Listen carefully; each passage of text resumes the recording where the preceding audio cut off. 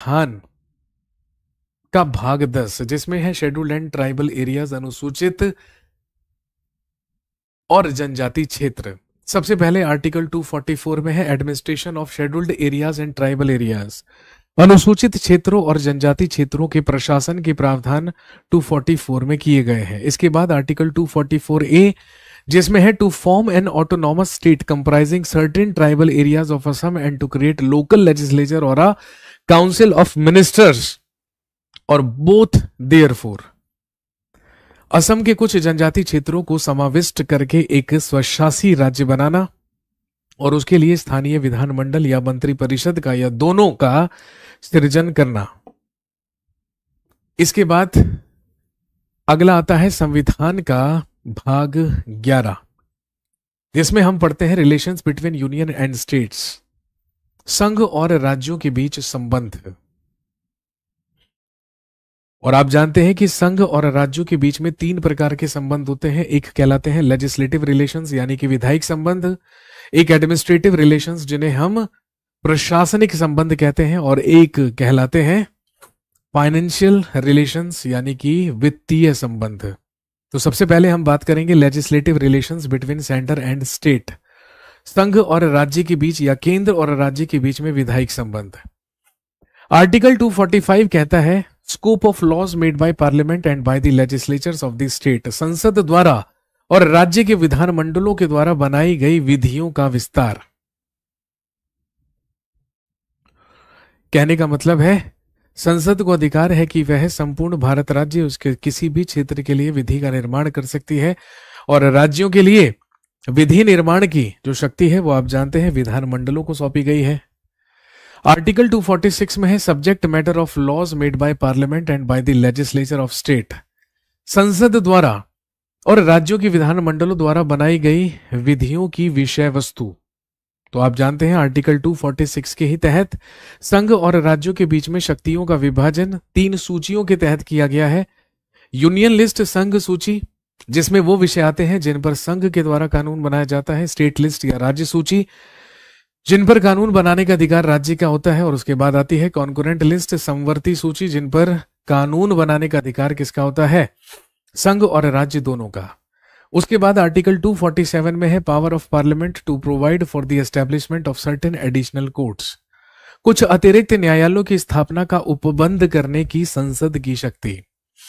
Article 248 residual legislative powers या अवशिष्ट विधायिक शक्तियां, और आप जानते हैं कि रेजिडुअल पावर्स जो है अवशिष्ट शक्तियां हैं वो संसद को सौंपी गई हैं, पार्लियामेंट को सौंपी गई हैं। Article 249 power of parliament to legislate in the national interest with respect to matters in the state list, राज्य सूची के विषय के संबंध में राष्ट्रीय हित में विधि बनाने की संसद की शक्ति। कहने का मतलब अगर कोई भी सब्जेक्ट नेशनल इंपॉर्टेंस रखता है तो राज्य सूची के विषय पर संघ या केंद्र के द्वारा कानून बनाया जा सकता है।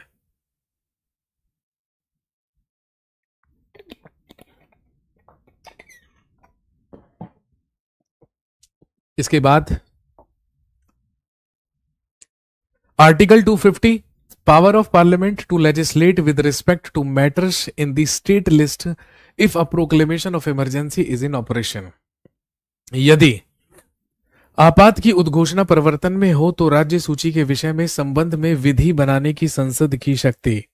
कहने का मतलब इमरजेंसी सिचुएशन में भी राज्य सूची के विषयों पर संघ के द्वारा कानून बनाया जा सकता है। आर्टिकल 251 अनुच्छेद 251 inconsistency between laws made by the parliament under article 249, 250 and laws made by the state legislatures, संसद द्वारा अनुच्छेद 249 और अनुच्छेद 250 के अधीन बनाई गई विधियों और राज्यों के विधानमंडलों द्वारा बनाई गई विधियों में असंगति, अगर ऐसा होता है।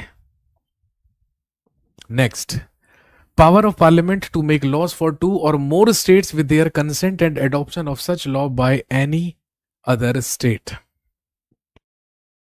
एक और कंडीशन है 2 या अधिक राज्यों के लिए उनकी सहमति से विधि बनाने की संसद की शक्ति है, और ऐसी विधि का किसी अन्य राज्य द्वारा भी अंगीकार किया जा सकता है।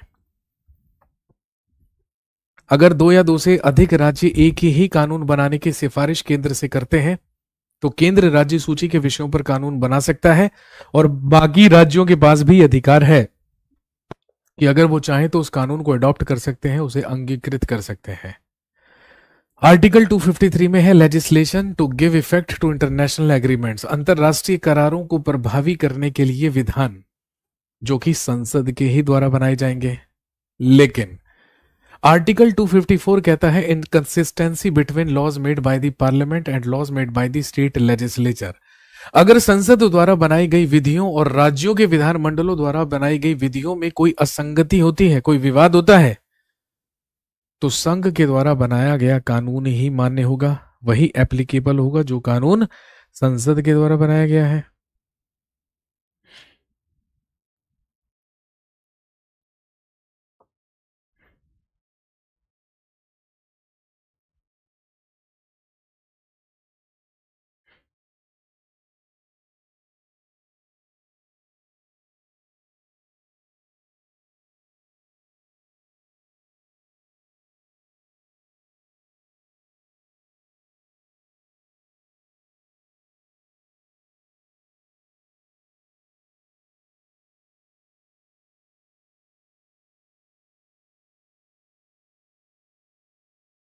Next, article 255 requirements regarding recommendations and prior sanction treated as matters of procedure only. सिफारिशों और पूर्व मंजूरी के बारे में अपेक्षाओं को केवल प्रक्रिया के विषय मानना। नेक्स्ट, अगला होता है administrative relations between the centre and state, केंद्र और राज्य के बीच में प्रशासनिक संबंध। सबसे पहले आर्टिकल 256 में है obligations of the states and the union territories, राज्यों और संघ की बाध्यता। आर्टिकल 257 में है union control over the states in certain circumstances, कुछ दशाओं में राज्यों पर संघ का नियंत्रण। Article 257 A assistance to states by development या डिप्लॉयमेंट ऑफ आर्म्ड फोर्सेस और other forces of the union, इसको अब एबोलिश किया जा चुका है, निरस्त किया जा चुका है। आर्टिकल 258 में है power of union to confer powers etcetera on states in certain cases, कुछ दशाओं में राज्यों को शक्ति प्रदान करने आदि की संघ की शक्ति।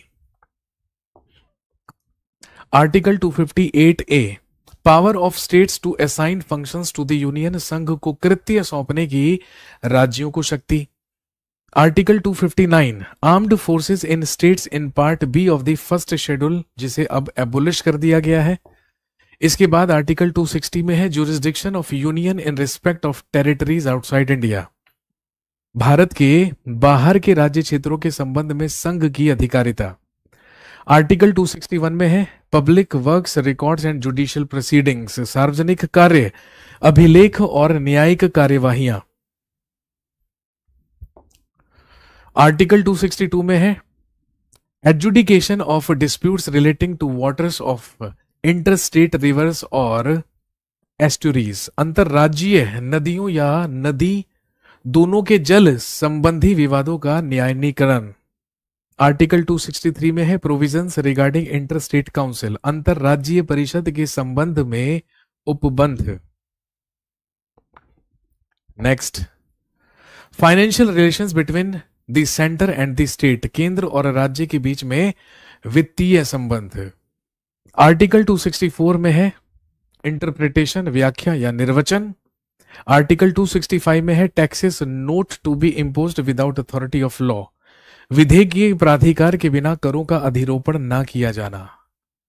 आर्टिकल 266 आप जानते हैं consolidated fund and public accounts of India and the states, Bharat और राज्यों की संचित निधियां और लोक लेखे। आर्टिकल 267 में कॉन्टीजेंसी फंड, जिसे हम आकस्मिकता निधि कहते हैं। Article 268 duties levied by the union but collected and appropriated by the states, संघ द्वारा लगाए जाने वाले किंतु राज्यों द्वारा संग्रहित और विनियोजित किए जाने वाले शुल्क। Article 269 taxes levied and collected by the union but assigned to the states, संघ द्वारा लगाए और संग्रहित किंतु राज्यों को सौंपे जाने वाले कर। Article 270 taxes levied bye the union and there distribution between the union and the states. संघ द्वारा लगाए जाने वाले कर और उनका संघ तथा राज्यों के बीच वितरण। आर्टिकल 271 में है surcharge for union purposes on certain duties and taxes.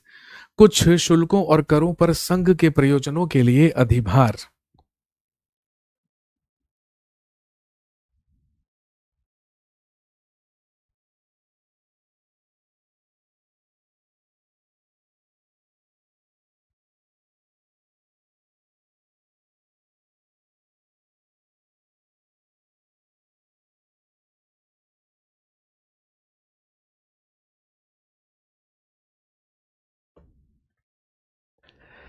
Next article 272 जो कि अब एबोलिश हो चुका है, जिसको अब निरस्त किया जा चुका है, यानी कि ऐसे कर जो कि संघ द्वारा आरोपित एवं संग्रहित किए जाते हैं तथा जो संघ और राज्यों के बीच वितरित किए जा सकते हैं। आर्टिकल 273 में है subsidy in lieu of export duty और jute and jute products. Jute पर और जूट उत्पादों पर निर्यात शुल्क के स्थान पर अनुदान। आर्टिकल 274 ऐसे कराधान पर जिसमें राज्य हितबद्ध है प्रभाव डालने वाले विधेयकों के लिए राष्ट्रपति की पूर्व सिफारिश की अपेक्षा। Article 275 grants from the union to certain states. कुछ राज्यों को संघ से अनुदान। Article 276 taxes on professions trades callings and employments. वृत्तियों व्यापारों आजीविकाओं और नियोजनों पर कर। आर्टिकल 277 सेविंग्स यानी कि व्यावृत्ति। आर्टिकल 278 इसे निरस्त किया जा चुका है। Article 279 computation of net proceeds etcetera. शुद्ध आगम आदि की गणना। आर्टिकल 280 जिसमें है फाइनेंस कमीशन यानी कि वित्त आयोग। Article 281 recommendations of the finance commission वित्त आयोग की सिफारिशें। Article 282 expenditures to be met by the union और स्टेट फ्रॉम इट्स रेवेन्यू यानी कि संघ या राज्य द्वारा अपने राजस्व से किए जाने वाले व्यय। आर्टिकल 283 में है custody of monies credit to consolidated funds contingency funds and public accounts etcetera. संचित निधियों आकस्मिकता निधियों और लोक लेखाओं में जमा धनराशियों की अभिरक्षा आदि। Article 284 custody of litigants deposits and other monies received by public servants and courts. लोक सेवाओं और न्यायालयों द्वारा प्राप्त वादकर्ताओं की जमा राशियों और अन्य धनराशियों की अभिरक्षा। आर्टिकल 285 में है exemption of union property from state taxation. संघ की संपत्ति को राज्य के कराधान से छूट। Article 286 restrictions as to imposition of taxes on the sale और परचेज ऑफ गुड्स। माल के क्रय या विक्रय पर कर के अधिरोपण के बारे में निर्बंधन। Article 287 exemption from taxes on electricity. Article 288 exemption of certain cases from taxation by the states in respect of water और इलेक्ट्रिसिटी। जल या विद्युत के संबंध में राज्यों द्वारा कराधान से कुछ दशाओं में छूट। Article 289 exemption of property and income of the states from union taxation. राज्यों की संपत्ति और आय को संघ के कराधान से छूट। Article 290 adjustment in respect of certain expenses and pensions. कुछ व्ययों और पेंशनों के संबंध में समायोजन। Article 290 A annual payments to certain Devaswom funds. Devaswom निधियों को वार्षिक संताय। Article 291 amount of privy purse of rulers, इसको एबोलिश कर दिया गया है। आर्टिकल 292 में है borrowing by the government of India, भारत सरकार द्वारा उधार लेना। Article 293 borrowing by the states, राज्यों के द्वारा उधार लेना। इसके बाद आता है powers and duties of the government, सरकार के अधिकार और दायित्व। आर्टिकल 294 में है succession to property assets rights liabilities and obligations in certain cases. कुछ दशाओं में संपत्ति अस्तित्वों अधिकारों दायित्वों और बाध्यताओं का उत्तराधिकार। आर्टिकल 295 में है succession to property assets rights liabilities and obligations in other cases. अन्य दशाओं में संपत्ति अस्तित्वों अधिकारों, दायित्वों और बाध्यताओं का उत्तराधिकार। आर्टिकल 296 में है प्रॉपर्टी एक्वायर्ड बाय सेशंस और लैप्स और ऑनरलेसनेस। अनुच्छेद 296 राजगामी या व्यापकगत या स्वामी विहीन होने से प्रांत या प्राप्त संपत्ति। Article 297 vesting of valuable situated in the territorial waters और continental shelf and property sources in the exclusive economic zone in the union. राज्य, क्षेत्रीय, सागर खंड या महाद्वीपीय मग्र तट भूमि में स्थित मूल्यवान चीजों और अनन्य आर्थिक क्षेत्रों की संपत्ति स्रोतों का संघ में निहित होना। Article 298 power to carry on trade etcetera व्यापार करने आदि की शक्ति। आर्टिकल 299 में कॉन्ट्रैक्ट संविधाएं होती हैं। आर्टिकल 300 में स्वीट्स एंड प्रोसीडिंग्स वाद और कार्यवाहियां।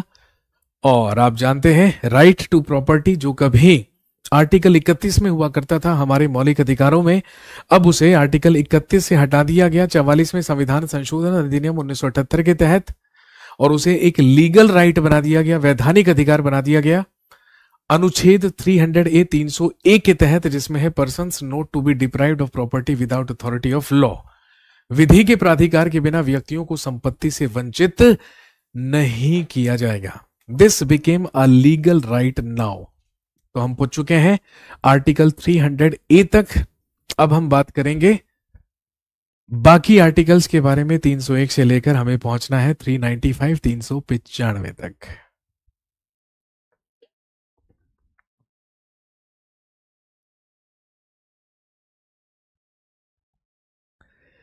जी, हम लास्ट बात कर चुके थे relations between union and states, संघ और राज्यों के बीच संबंधों के बारे में, जो कि संविधान के भाग 11 और 12 में है। इसके बाद हम आगे बढ़ते हैं और नेक्स्ट होता है पार्ट 13 ऑफ इंडियन कॉन्स्टिट्यूशन, संविधान का भाग 13, जिसके अंतर्गत आते हैं trade, commerce and intercourse with in the territory of India, यानी कि भारत राज्य क्षेत्र के भीतर व्यापार, वाणिज्य और समागम। This is part 13 of Indian constitution. ये संविधान का भाग 13 है, जिसका उल्लेख या जिसके बारे में प्रावधान आर्टिकल 301 से लेकर 307 तक किए गए हैं। चलिए जानते हैं आर्टिकल्स। सबसे पहले आर्टिकल 301 अनुच्छेद 301, जिसमें है freedom of trade, commerce and intercourse, व्यापार, वाणिज्य और समागम की स्वतंत्रता। आप जानते हैं ये प्रोविजन हमने ऑस्ट्रेलियन कॉन्स्टिट्यूशन या ऑस्ट्रेलिया के संविधान से अडॉप्ट किया था। इसके बाद आर्टिकल 302 में है power of parliament to impose restrictions on trade, commerce and intercourse. अनुच्छेद 302 के तहत व्यापार, वाणिज्य और समागम पर निर्बंधन अधिरोपित करने की संसद की शक्ति का उल्लेख 302 में किया गया है। Next article 303 restrictions on legislative powers of the union and the state in relation to trade and commerce.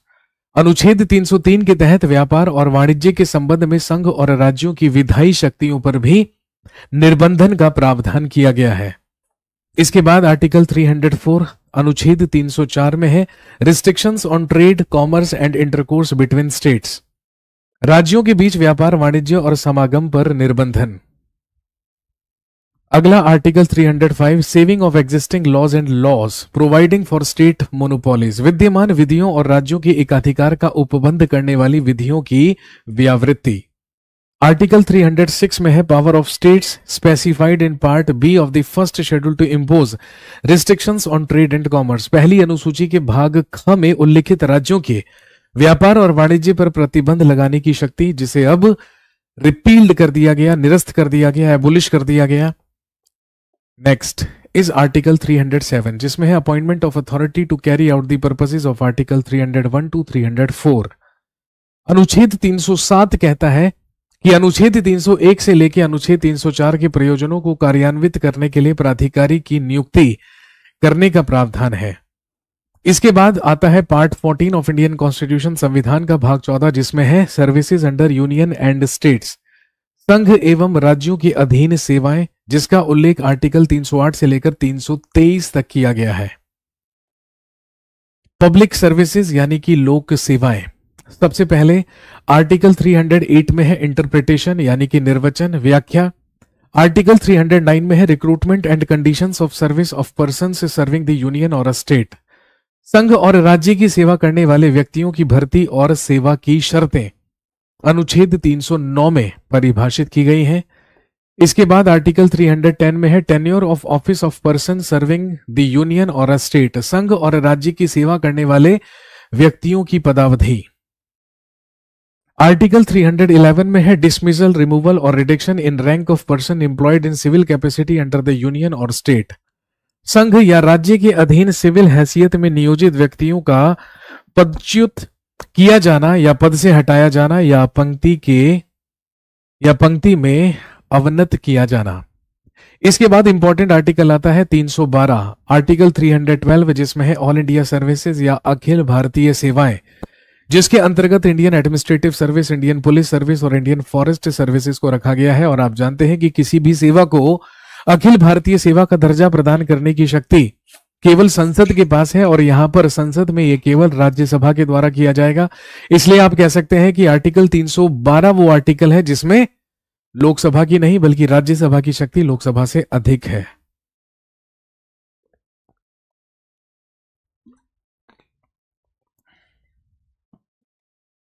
अगला है आर्टिकल 312 का A, power of the parliament to alter conditions of service of officers of certain services. अनुच्छेद 312 के तहत कुछ सेवाओं के अधिकारियों की सेवा की शर्तों में परिवर्तन करने की संसद की शक्ति।